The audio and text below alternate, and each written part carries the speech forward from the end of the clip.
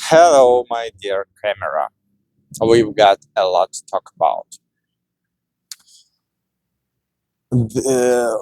Let's first talk briefly about the productivity trap. I managed to go easier through some routine tasks related to taxes and related to visiting dentists. And I found myself in a mood when you feel productive, that everything is all right, your business is getting on track, but that's overall productivity. Of course, I do have to report taxes, I do have to figure out how to do that somehow, and I have to visit dentists, checkups, etc.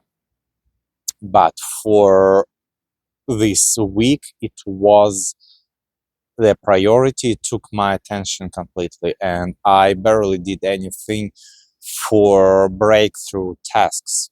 Of course, I did some research, so I did some progress, and for now, I'm mostly going to talk about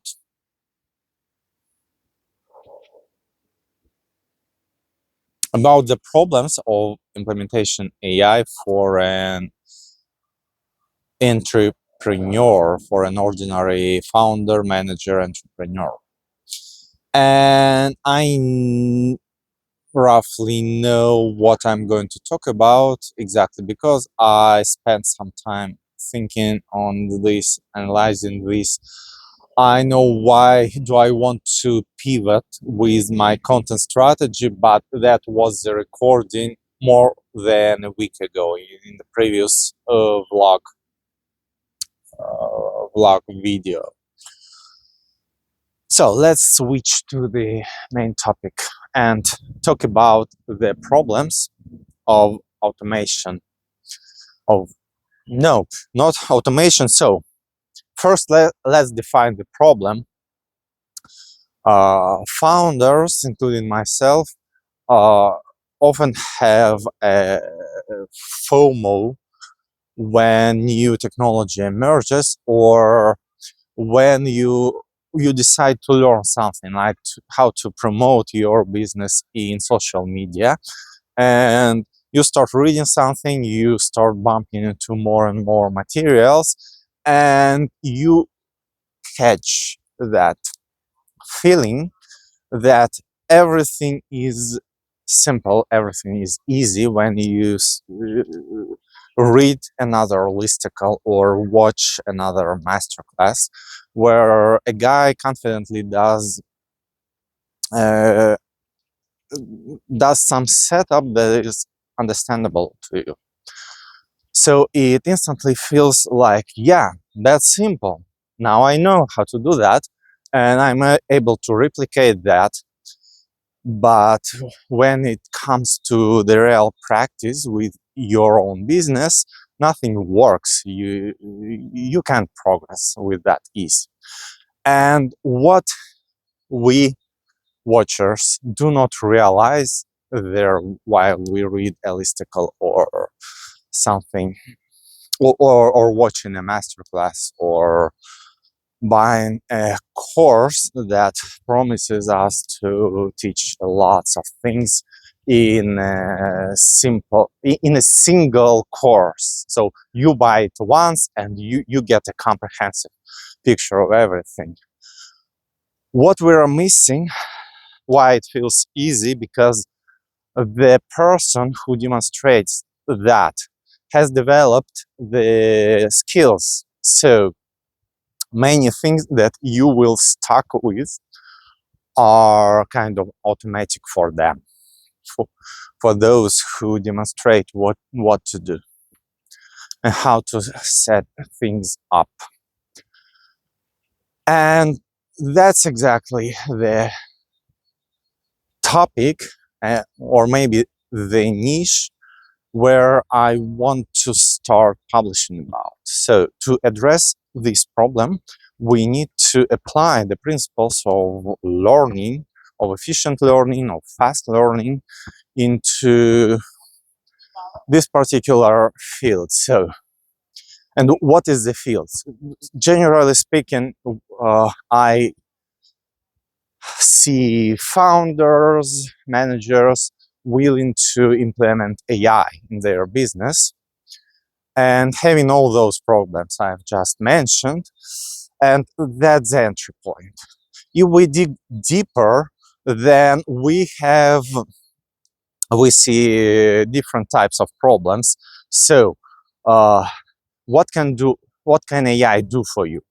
It can automate some processes, replacing your employees for cheaper, and AI is available 24/7. That's one case. Another case is to replace your work, so you can do more, you can be less tired. And I see further subdivision here, but I won't elaborate this right now. We'll come to that later, maybe in another video, maybe in this, I don't know yet. So that's one group of processes when you want to replace a human.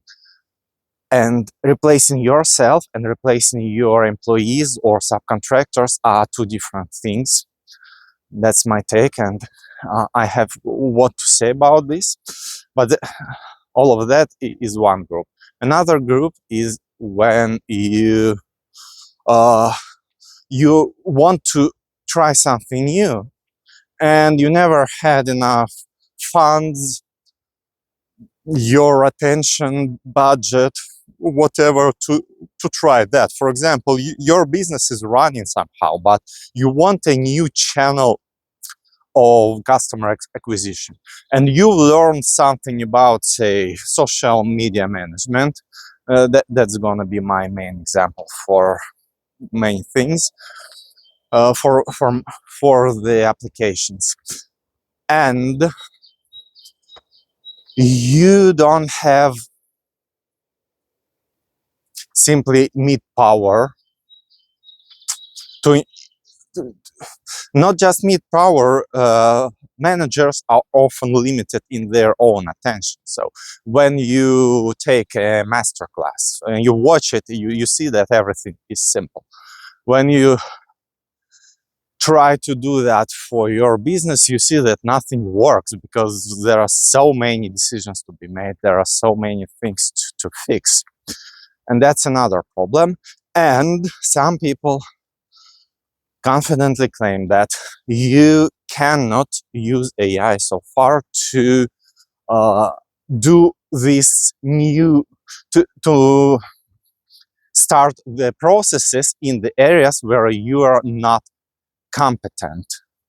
And I have a counterexample for that from my own practice, and I'm going to talk about this.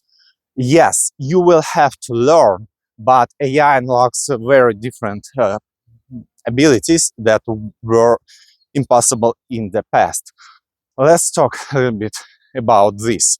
So, recently I've heard on one, I watched a recording on one online meeting, and one girl complained that she didn't knew how to code, and she used vibe coding to create a tool for herself to solve some applied problem that she really needed, but this is not a product to publish. And she complained that the actual useful work was 2 hours, and then fixing problems it took 5 hours. So it took much more than the actual usual work.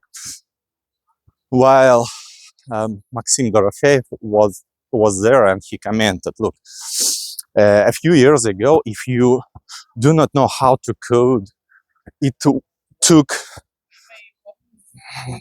months. From my experience, not Maxim's, but my experience, the most talented students with nice tutors, like in Fox Minded, managed to do that in 3 months from close to zero, because no one has zero knowledge. We live in the world when we have to think in algorithms here and there in our schools, but for most people it's close to zero, and the most talented students managed to do that in 3 months. The most talented, 3 months. And now people complain that it took 5 hours instead of 2 hours to make something that is really functional, that they could use.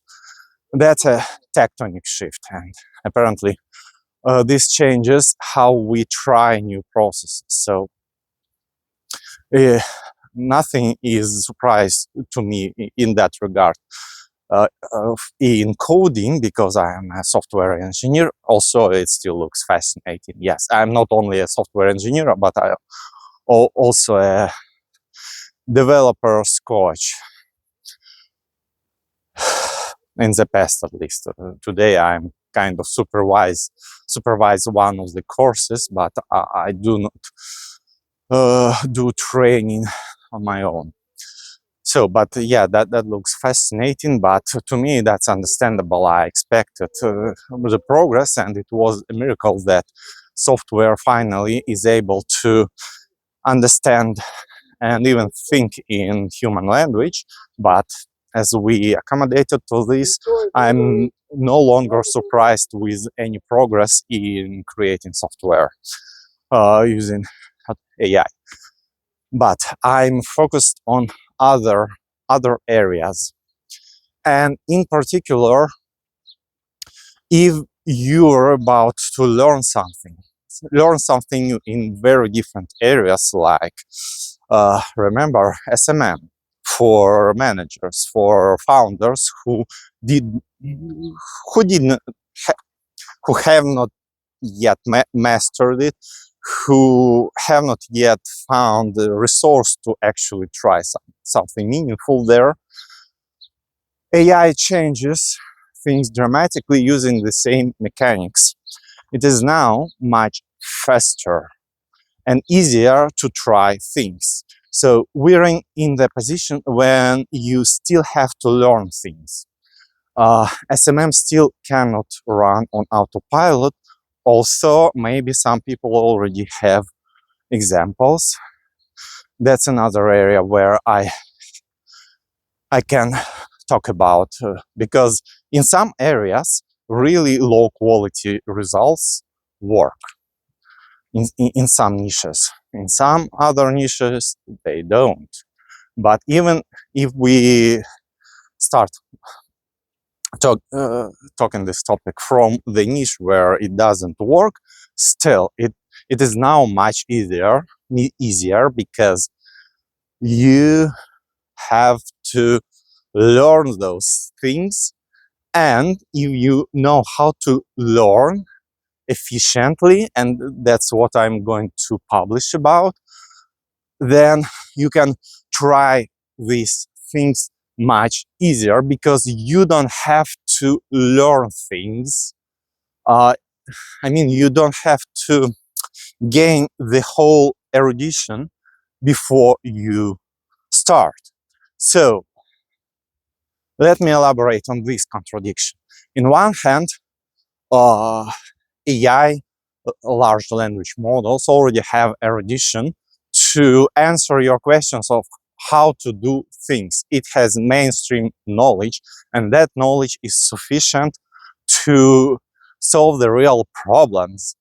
But it is insufficient to enable a comprehensive process running for your business specifically. You still have to do lots of tiny decisions to reveal your own business. And that's the thing. You don't have to learn lots of nuances. You don't have to collect lots of way to organize your, for example, publishing schedule. If you know that the learning principles, for example, that you have to start with anything, start with any publishing schedule, then you can extract the particular ideas of what is a good schedule for SMM. Just an example you can start with. You can quickly extract those ideas from large language models. Then you can provide feedback that, okay, you recommend this schedule to me as an expert, but here, and there, it won't work for me. I cannot provide this type of content, and you get an adjusted version of that schedule for your purpose, and you do that until you got a schedule that looks doable to you personally. If you, in a week, you discover that you've been procrastinating to start this, you can return to that chat and ask it to simplify the things for you even faster. And that's the difference, because you don't have to learn what we do in this area of knowledge in general. You can extract this knowledge immediately. So that's the part you don't have to learn to start with. But when you start somehow, that's a very good, that's a crucial step for fast learning. You shall start somehow. And when you do that, then you will very likely discover that it doesn't work. In many areas, it doesn't work immediately, even if you're a professional, because you need some time for inertia. You need to do some volume of repeatable work to see the actual results. And SMM is one of those fields, and that's okay. But if you're a beginner, you might actually get no results at all.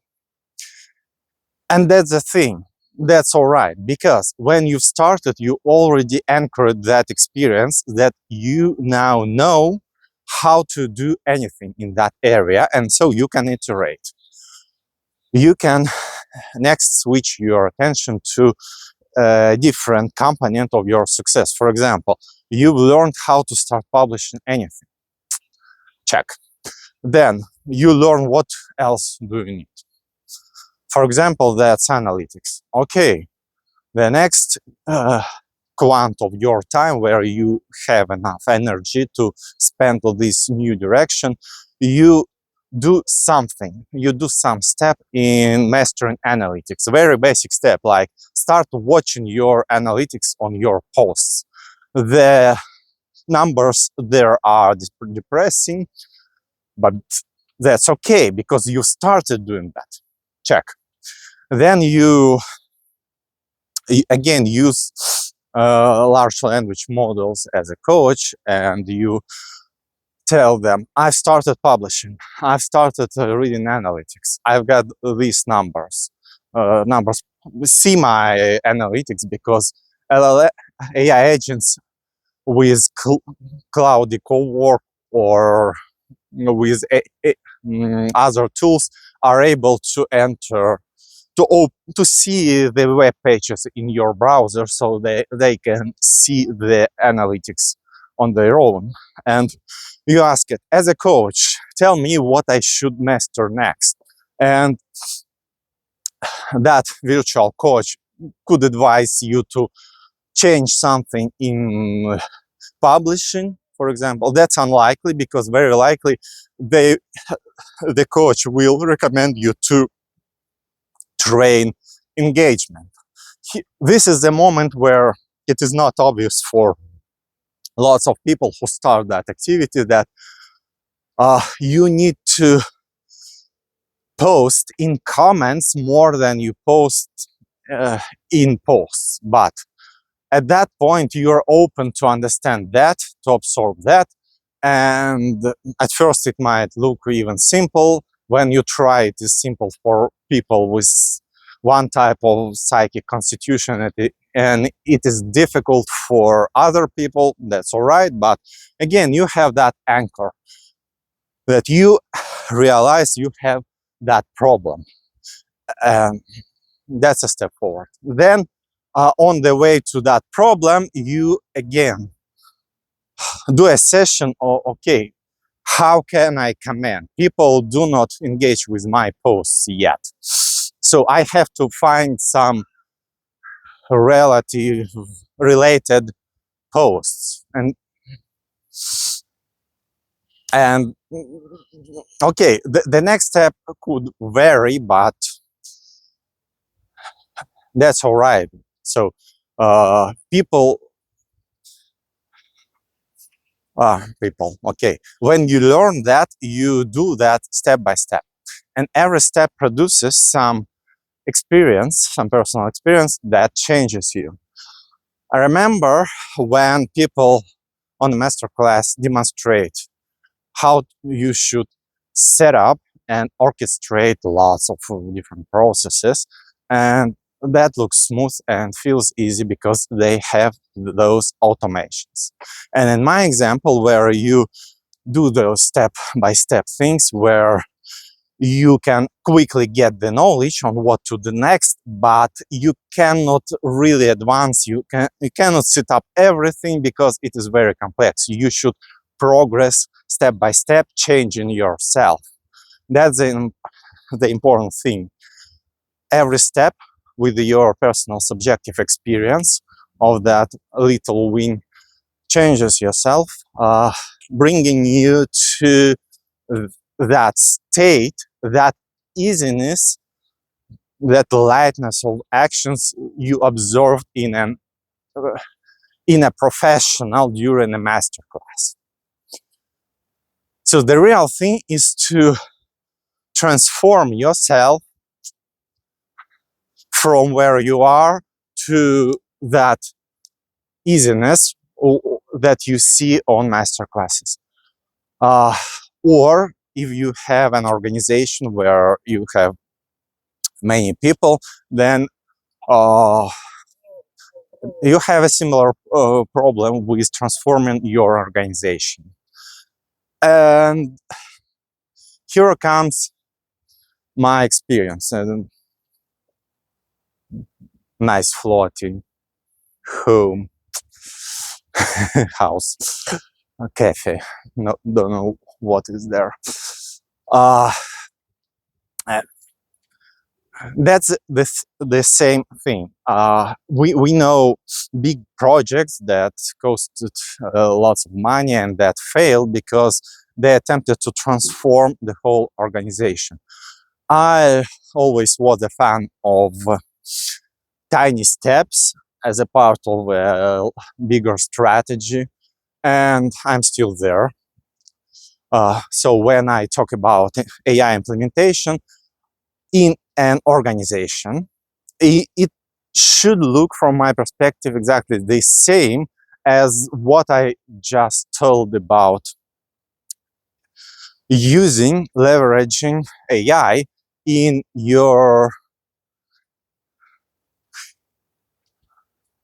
on your way to implementing a tool where you are not an expert. Those were the steps. And the very implementation of AI in your daily work or for your organization follow the similar pattern. One thing that I forget to mention, I described several steps and every step finished with a win. That's not how the real world works. In many areas, including implementation AI helpers in general, you have to prepare that lots of things you're going to try will and end up as a failure. Just prepare, just accept that. That's how things work in a breakthrough area like AI.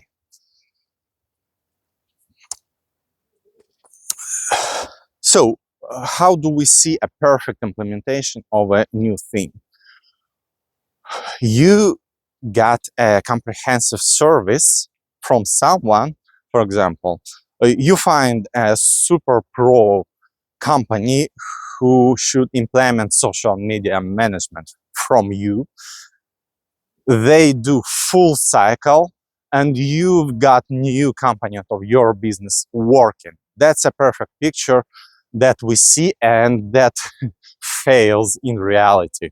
Our subcontractors are able to do much less than they promise. Often they do not promise some very important thing that you realize exists only when you hire them and realize that found out that nothing works as expected.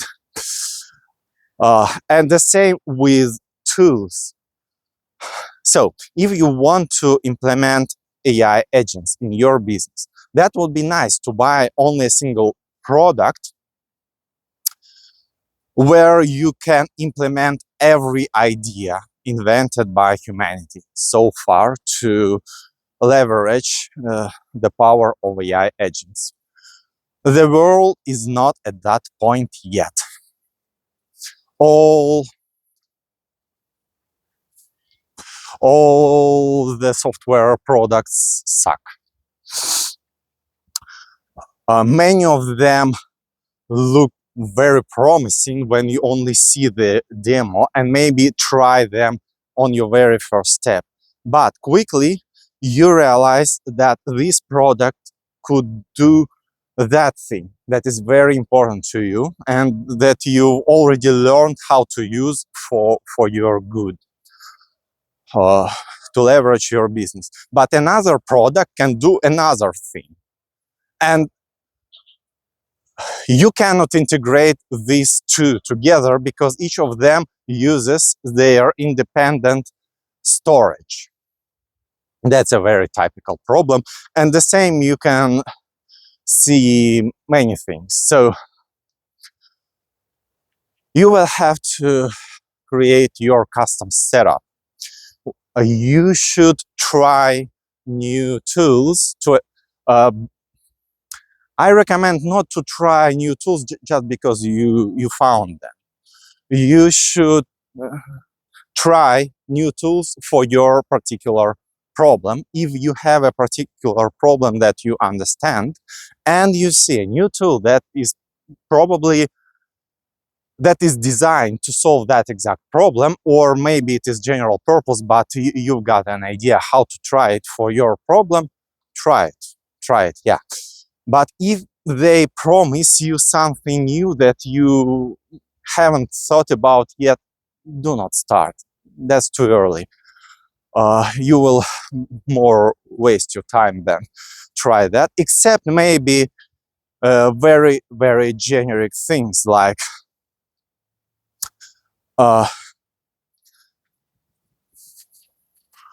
if everyone, I believe, is using, okay, everyone who is able to understand what I'm talking about is already using AI chats. So before that moment when many people already used AI chats and many people did not, maybe it made sense to start to try AI chats just as a replacement for Google, for web search, just to get that experience, because AI chats turned to be out a very, very generic tool. And the same, I call some tools generic. So you should first try that tool for anything, but you still have to replace some of your real activities with that tool, because otherwise, how will you try it? And one of those tools is Obsidian, because I have reasons to tell you that so far in the world as we know it right now, a folder with simple text files where documents are formatted as markdown files is the only way to connect very, very different AI tools together, holding your data in one place and able to operate with your data. So I recommend Obsidian, setting up an Obsidian as the first step.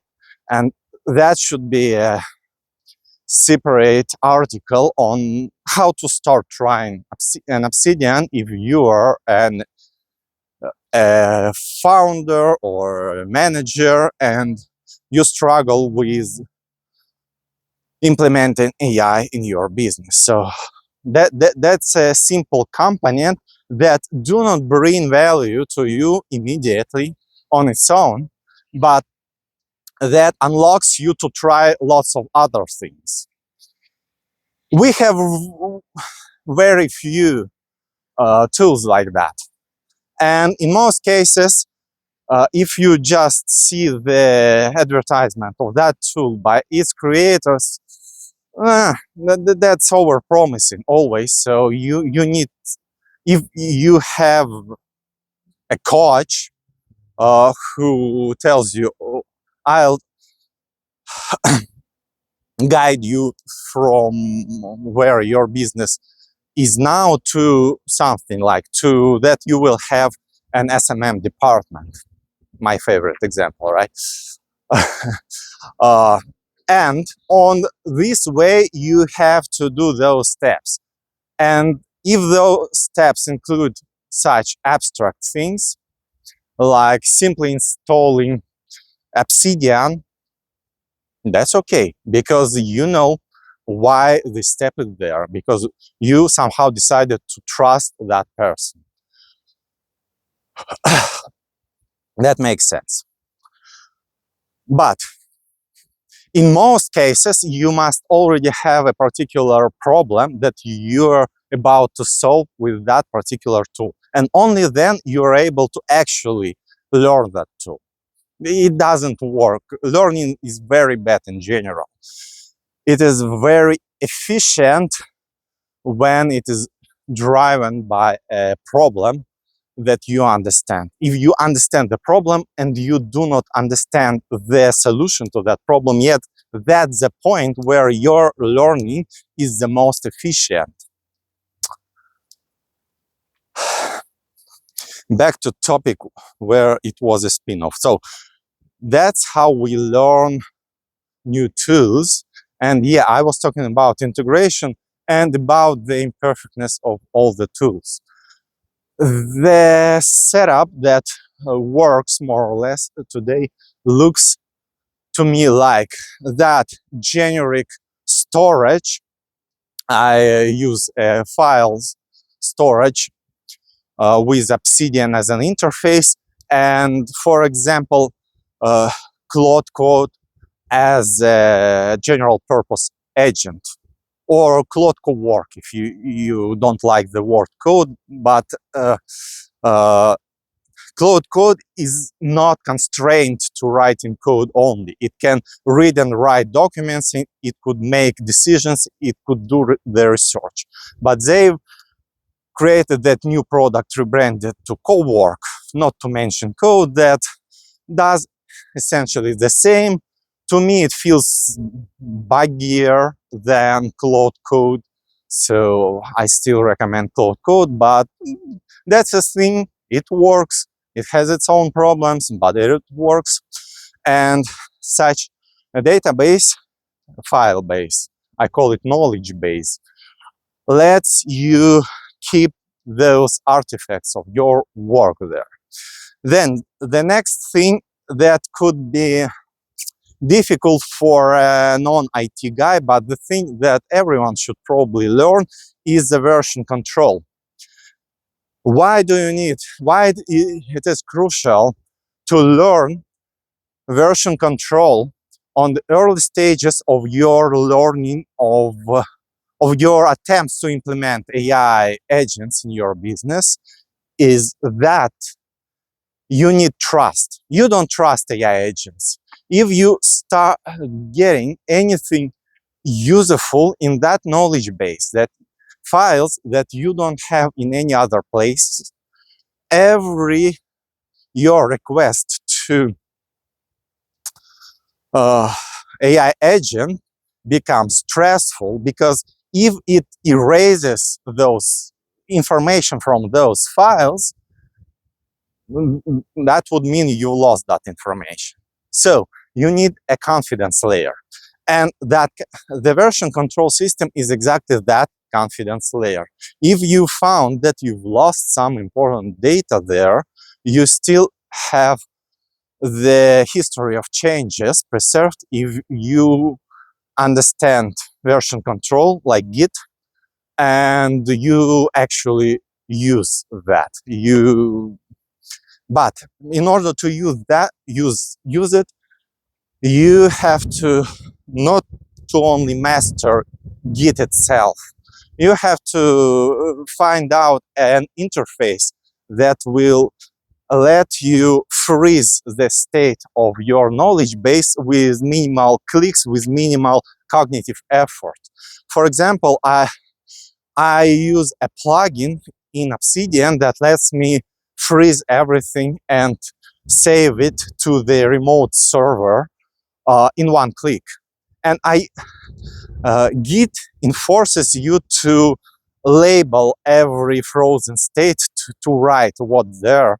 Of course, I've set it up so an LLM writes something. How it interprets what's happened there, it writes. Because to me, it is much more important not to not to apply any cognitive effort there than to have nice and pretty readable, explainable commits as we do in software development. That's a different situation. I use Git as a backup tool, as a protection layer for me, for my confidence in using tools that can disrupt my data. And that's why I do not need high quality commit messages. Situation when it is a backup tool is different than when it is a collaboration tool like in software development. Let's don't confuse that. And of course, I want to optimize the learning curve of Git for non-technical people, because you have to understand how it works and how to use it. That's important, so you trust it. But you don't have to learn all the nuances. You should be just confident that your data is safe, and you should have skills where to see your data if the files in the file directory are damaged.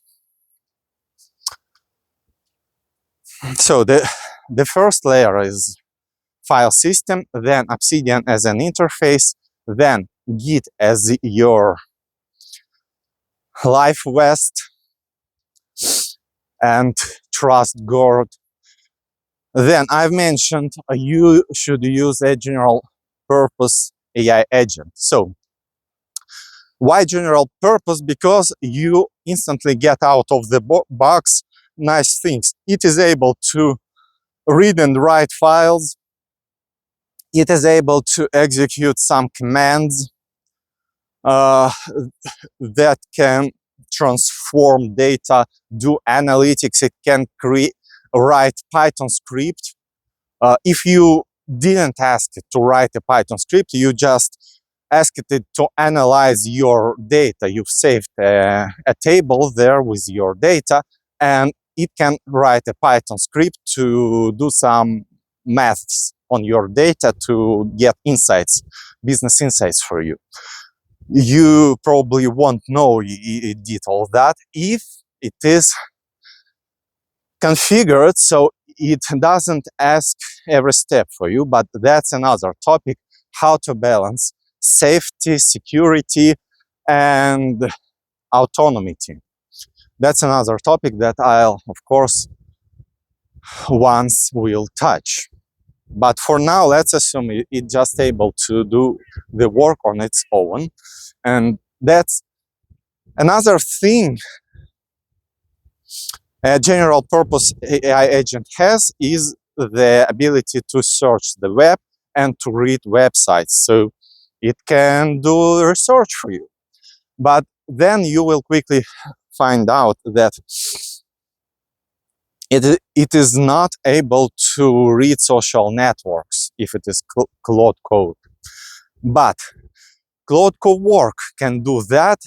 It is not convenient. It takes extra steps from you, but it can. And it is slow in reading websites. It uses inefficient mode there, but it is able, so you can try anything. When you figure it out, it should read, it should search through X Twitter or LinkedIn or something, and you understand what you expected to find there, and you've already tested that it is able to do that. You can find for some connections or data sources pluggable services that provides the same data to you but in more efficient form, so it is faster for your agent to bring the results. It is cheaper if you count how much money does your agent consume.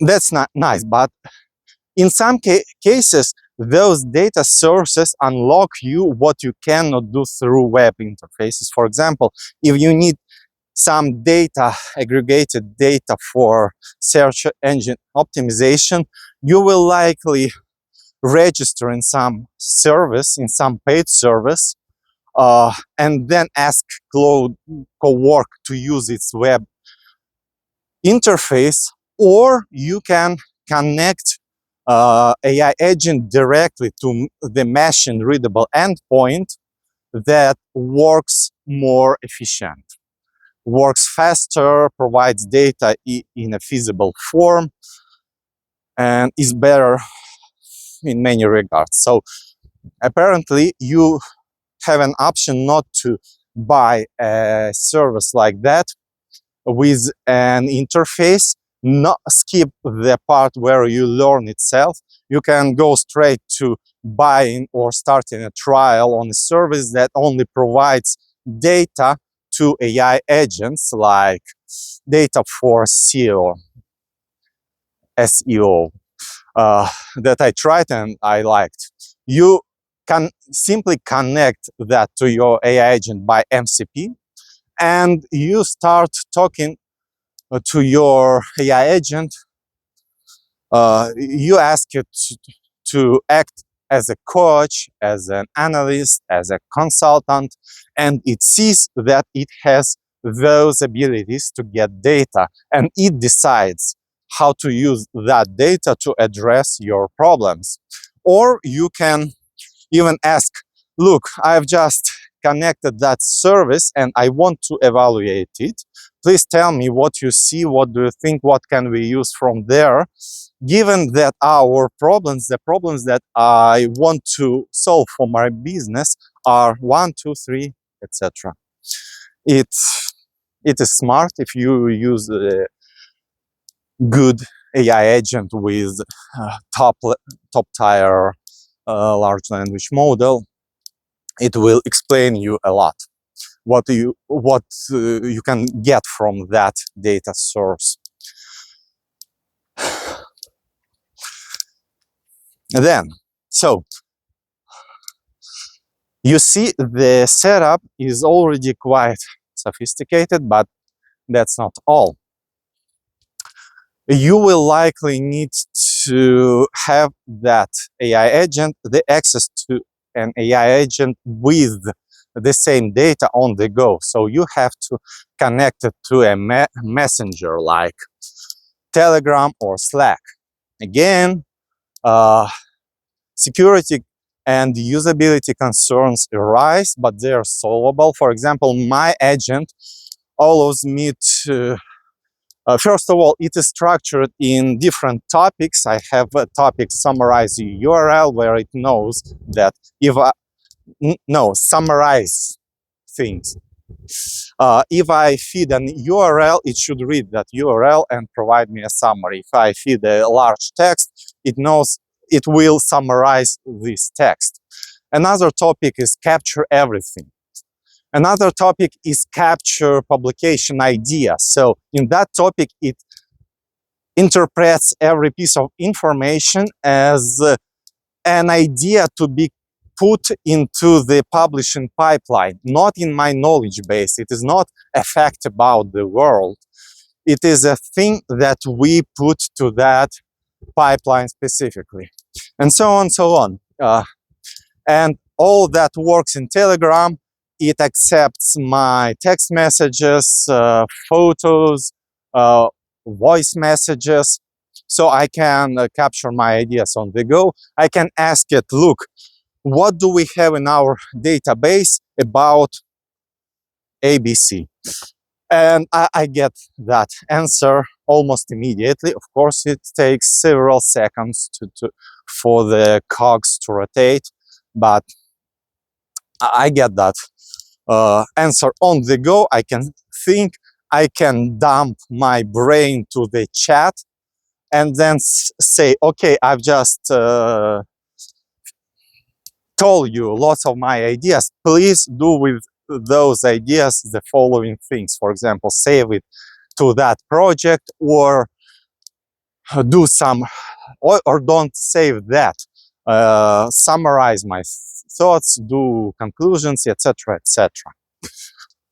And that's available on the go. So when I walk, I can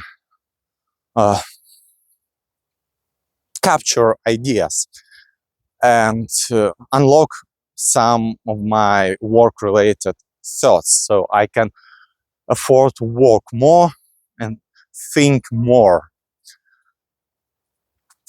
That's usable if you're about to develop your operation, to improve your operations, to create new activities in your business, not to simply keep things running.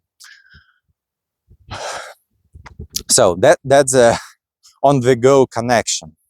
Then you need some timers there. For example, I have a daily timer that every morning, much earlier than I wake up, there is a timer that triggers AI agent with a command, please run the update all playbook. And to that playbook, I add different things. Okay, actually, I've started with the implementation. That's wrong. I should start with why I need those processes. And that's a thing. So I want to start doing something new, like I want to start, I don't know, start managing by metrics. If my AI agent is able to extract some metrics that I'm lacking, then it can help me to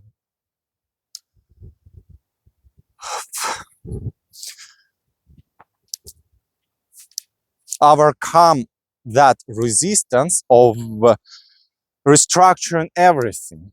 I can quickly set up,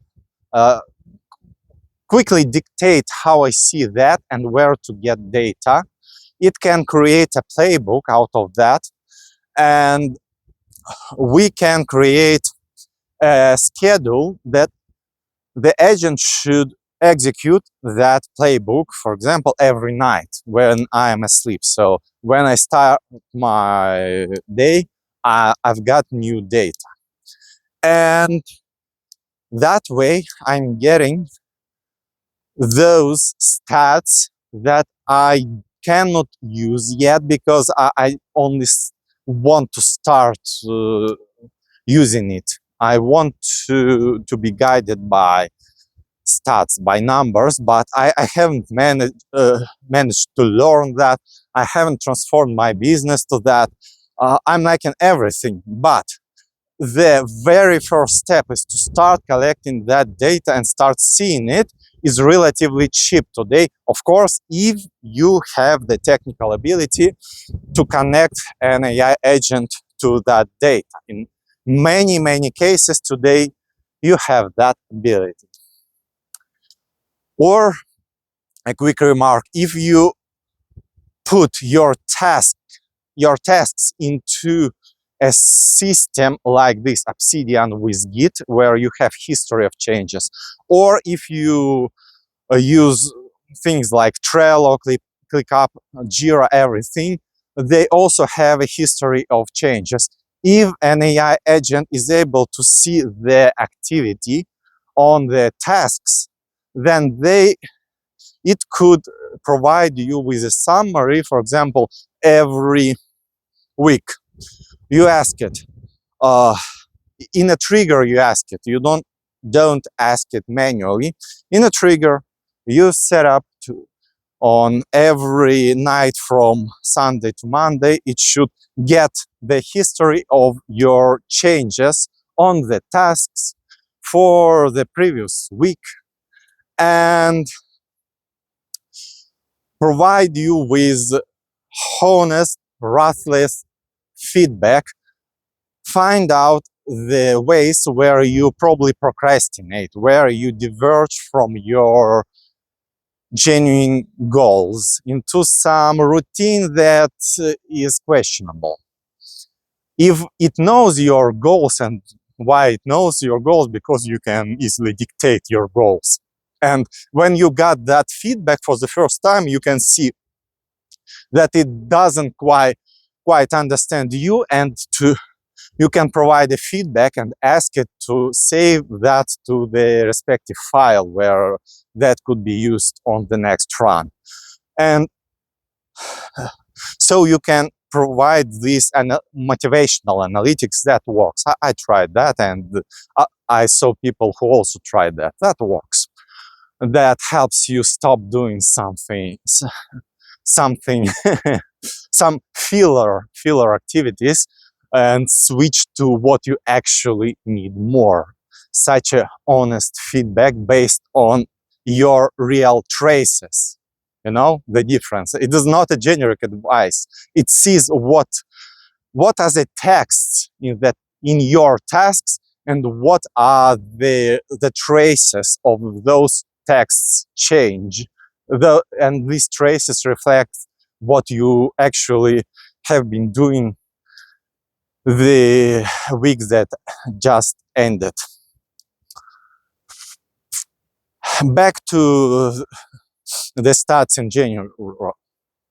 So if you collect some stats like stats on your publishing, stats that you want to use in making your managerial decisions, the very fact that you have those numbers now delivered already changes you. You now feel that the next step is to, for example, restructure this data a little bit to make it more useful to you, or to provide some guidance to make the data more consistent, to prevent the situation where on different days you get the same data structured differently. You can fix that with your feedback.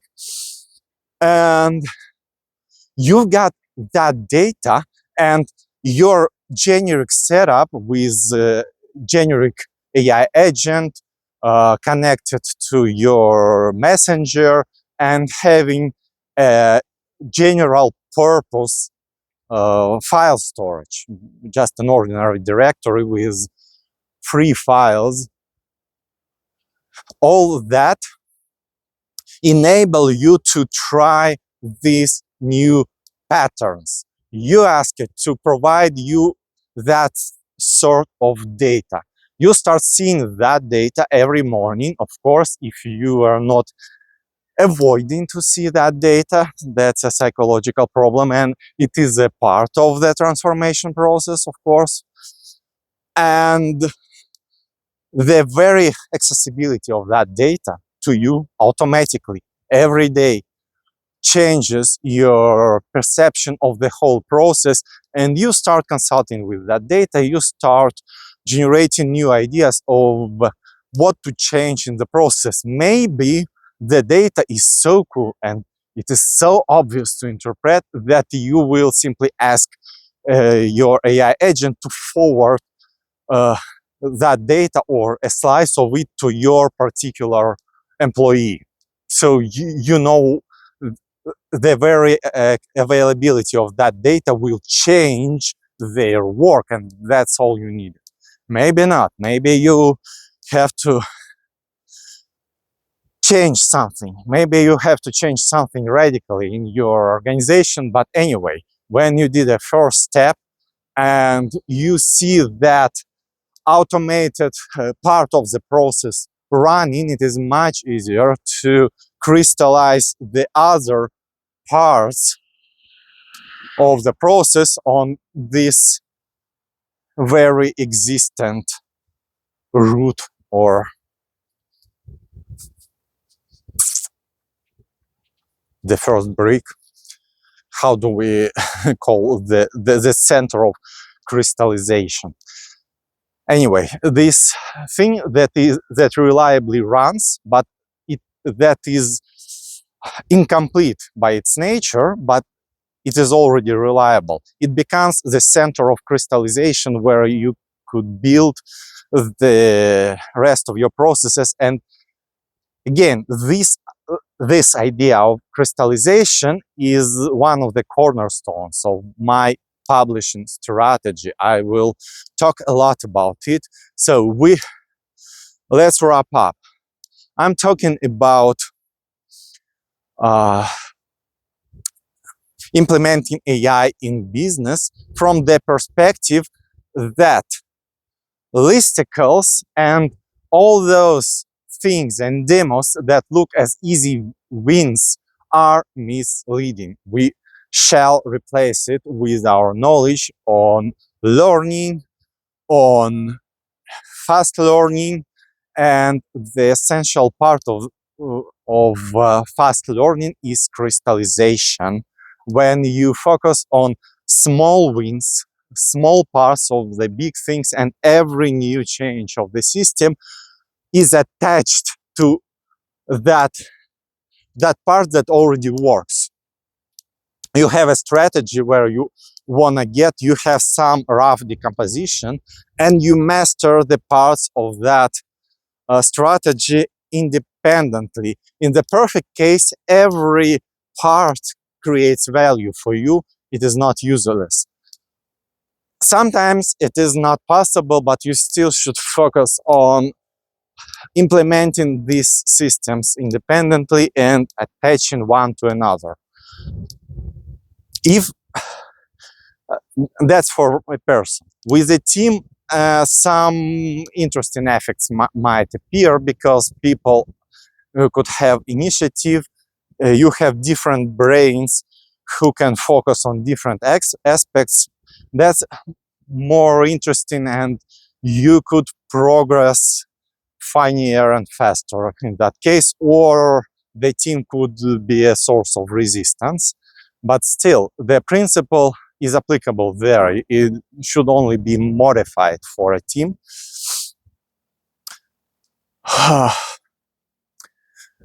Crystallization, right? Then the next principle is talking about this modular setup and the mindset that you will unlikely get everything that you need from a single product. The humanity is not there yet. Every product that looks like that, you should better interpret it as an overpromise. It might look as comprehensive. You don't know what's wrong with that. Expect that it is overpromise, and you will see the gaps that this product resists for you to fill. So that's why I recommend to start with generic purpose tools, because we are already at that point when generic purpose tools are easy to actually bend to your needs, because you can use a plain English or another language, natural language, to talk to this system what is wrong with this setup, what you want to be done differently. And if that setup is based on generic purpose tools, then it is very likely that the agent could suggest you how can you change its behavior to what you need. How can you address what you don't like? uh, systems that pretend to be comprehensive and to close all your needs are always, not usually, but always are rigid. So you often face the situation when it is very difficult or even impossible to do a particular thing that would be very, very useful for your tasks. So that's the next thing, generic uh, generic tools. Then that balance, that you don't have to learn complex things, because now an LLM could be your ad hoc tutor, but you still have to learn because they are not ready to organize something for you completely. So you will learn, but uh, you you should figure out how to learn efficiently without learning the parts you can simply ask. You should, your learning should create key skills, not key knowledge, but key skills. The overall key knowledge is a thing that you will naturally gain in the process, but you need skills. And maybe not skills in generic, but the experience, the very memories that you once uh, solved that part of the problem with your own hands and with the help of your team, your subcontractor, and the AI agent. That this is done. This is a type of learning that you cannot avoid, but that became much more easier with AI agents, AI tutors. Next, the mindset. So you're not getting a tool to solve everything, every of your problem, but even the tools that seems to be good choices to solve your particular problems will disappoint you. Many of them will disappoint you, and your mindset should anticipate that, and that's okay. So it is an experiment-based mindset. You've got a new tool, and then you see it doesn't work as you expected. That's okay. I've got an experience when I tried uh, about 5 different tools just to realize that my very expectations from this class of tools was wrong, and what I need is actually supported by they were tools for LinkedIn, to discover content on LinkedIn. And after the 5th tool, I realized that the very essential part that I need is the search of LinkedIn itself. Those tools did not create additional value to me. I just didn't know that LinkedIn search supports those things. It doesn't support everything that I'd like to, but neither those tools support it. And that's all right. So you try 5 things just to realize that your fundamental expectation was wrong. So you've got that knowledge, and you've got a system that works on it. Like in my case, it is a generic purpose agent that shuffles keywords for me and generates URLs where I can click. With one click, I can open a search page of LinkedIn where those settings and that a random keyword of mine is already set, and start working with what's found. I mean, start commenting there. So after scanning many tools that those are designed for this very task, I've learned something that I've reproduced with much more convenience to me with a generic purpose AI agent. That should be a part of mindset. You learn continuously. You should learn how to learn without spreading yourself thin. You should learn how to learn efficiently, and you should continuously try something new. A Kaizen style improvement of your AI agent setup, expecting that most of your experiments will end up with something useless. That's okay. That should be planned, because the rest, the part that is useful in the end of the day, makes a big, big difference, very big difference. And at that point, at this point, it feels like I've said everything for the strategy. I don't believe it is everything. I'm sure I will remember lots of ideas, but let's finish there for today. I'll go incrementally. So my plan for this recording is to maybe transform it into the article by removing the redundancies. Then I articulated lots of individual ideas separately, so I have to take those ideas, turn them into a list or into a bank of ideas or a to-do list. Then I should create an articles of them. I have formats for the articles: a quick win, a success story, case, kind of like a quick win but more complex. And I'm going to dig into those ideas individually, share my practice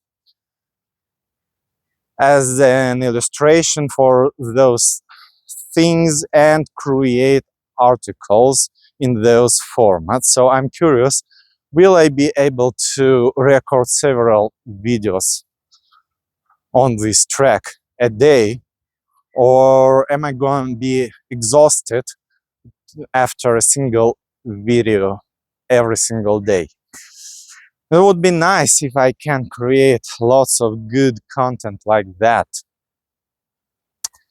in, say, half a week, and then switch to other activities.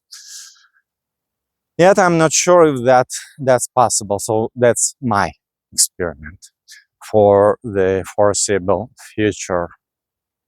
See you!